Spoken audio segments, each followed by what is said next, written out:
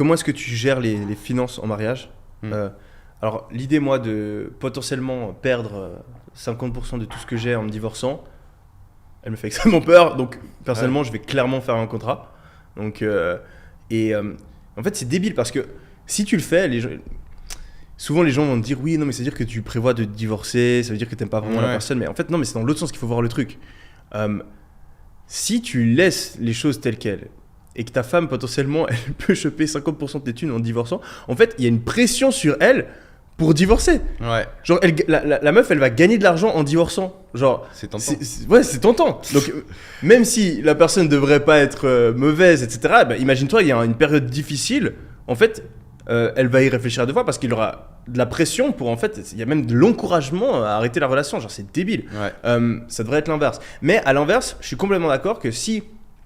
parce que moi, je vois le mariage, je vois la vie de couple de manière assez traditionnelle. Donc, je m'imagine, enfin, si je me marie, ma femme, j'ai pas envie qu'elle soit en mode tout le temps en train de travailler. J'ai envie, moi, de prendre ce rôle-là, d'apporter la majorité des finances et qu'elle, elle puisse faire des trucs qu'elle kiffe, elle puisse s'occuper de notre future famille, etc. Donc, moi, je vois la relation comme ça. Je suis pas du tout contre l'idée que ce soit l'inverse, etc. Mais personnellement, ma préférence, c'est de pouvoir taffer comme un ouf, pouvoir rentrer et savoir qu'il y a ma femme qui est là pour moi, etc. C'est comme ça que j'imagine ma vie de couple.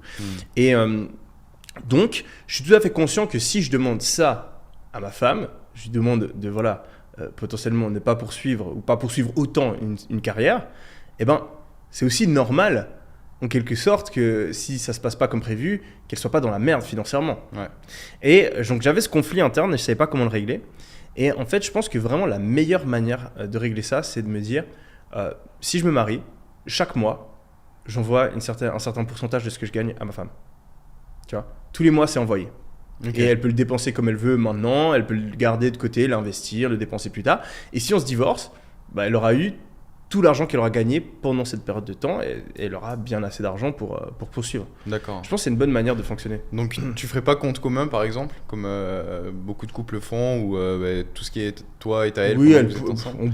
on peut imaginer, mais j'ai vraiment envie qu'il y ait une certaine somme d'argent qui lui appartienne, c'est à elle, et comme ça elle sait, parce que c'est une grosse peur pour énormément. Moi je connais énormément de filles qui en fait ont envie.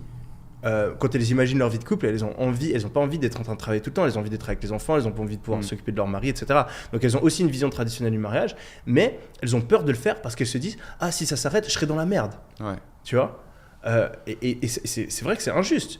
Une femme, tu peux pas demander à ce qu'elle soit là pour toi et ensuite il y a un problème, elle a sacrifié sa carrière pendant 10 ans et tu la laisses comme ça. Non, c'est pas normal.